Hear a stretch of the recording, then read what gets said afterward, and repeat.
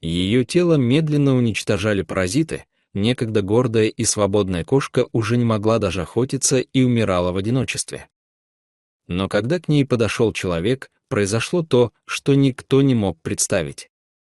Дорогие зрители, приятного просмотра! На окраине большого города, где серые многоэтажки постепенно переходили в лесополосы и пустыри, заросшие бурьяном, существовал мир, подчиненный суровым законам выживания. Здесь, среди заброшенных гаражей и старых свалок, каждый день был борьбой, а каждая смерть — частью незаметного для людей равновесия. Именно в этом районе работал мужчина по имени Денис, волонтер местного приюта для животных, который давно перестал считать эту работу просто обязанностью и превратил ее в дело жизни. Его дни проходили среди заброшенных зданий и глухих закоулков, где он следил за численностью бездомных кошек, спасал ослабленных животных и противостоял жестокости людей.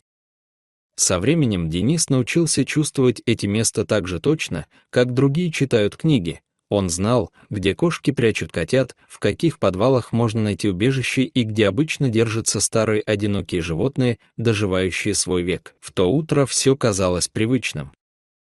Он шел по лесу, внимательно осматривая землю в поисках свежих следов, когда внезапно заметил в стороне от тропы нечто, выбивающееся из общей картины.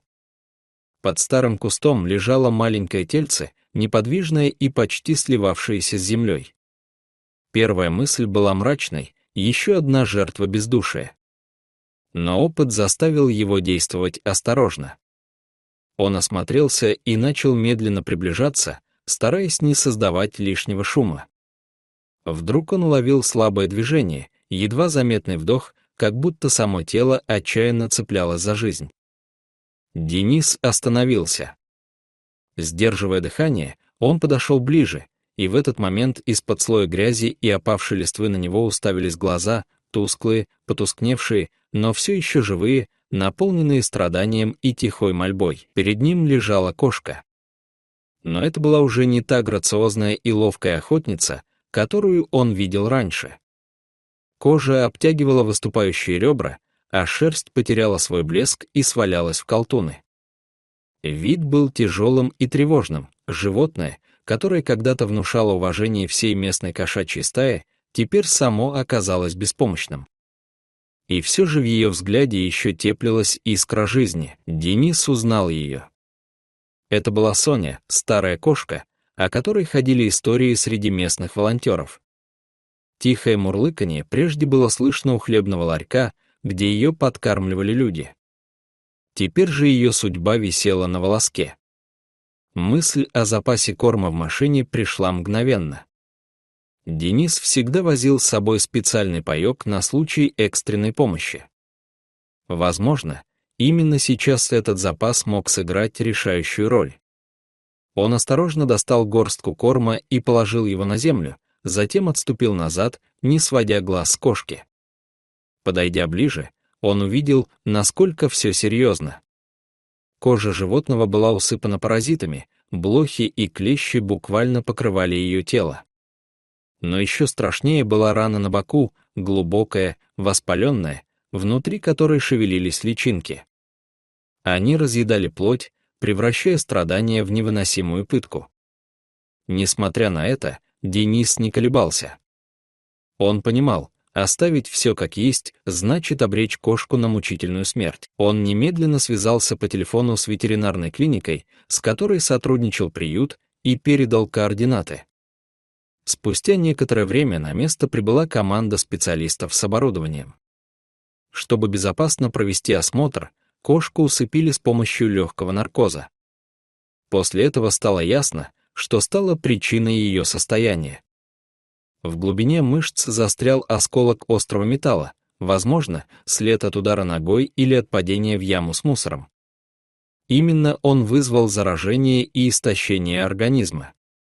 Проведенный осмотр подтвердил необходимость срочной операции. Ветеринары приступили к работе, действуя предельно аккуратно. Операция длилась почти час.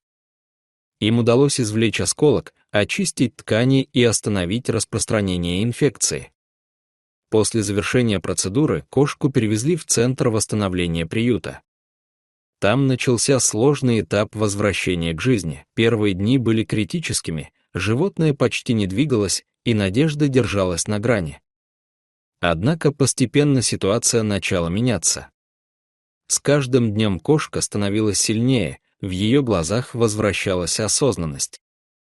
Между ней и Денисом возникло негласное доверие. Кошка начала реагировать на его присутствие, поднимая голову, когда слышала знакомые шаги.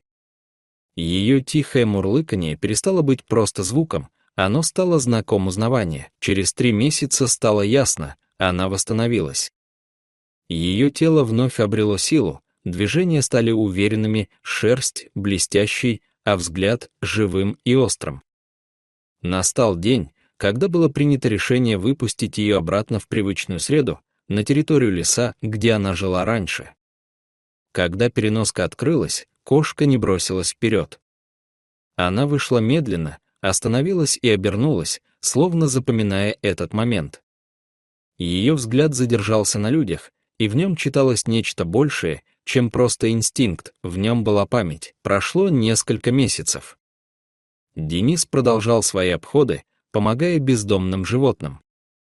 И однажды он заметил неподалеку от старых гаражей небольшую группу кошек. Он пригляделся, и сердце его замерло. Среди них стояла знакомая кошка с характерным шрамом на боку. Это была Соня. Но теперь она была не одна.